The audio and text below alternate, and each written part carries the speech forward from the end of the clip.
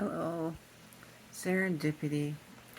It's early this morning, and I wanted to talk about individuality. You cannot make your stories exactly like the other person.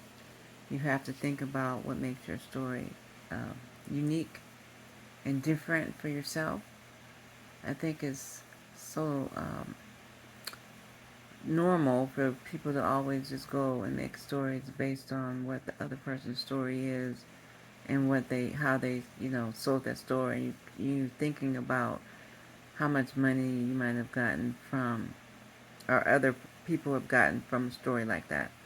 It's important to make your story unique and put your signature on it. If you read all the great stories that people are still reading, they had a unique twist, something about it that made it them. All the great writers. I'm in my last week at Stanford, and it has been a lot of work.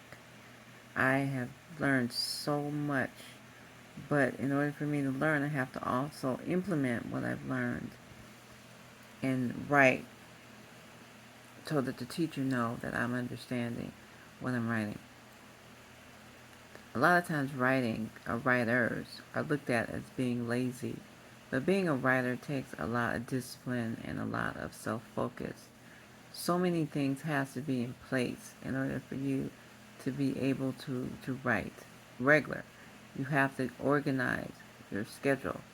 You have to plan your day. Sometimes I get up early just so I can plan my day before the rest of um, the people that I'm responsible for. But it takes a lot of discipline. It takes a lot of focus.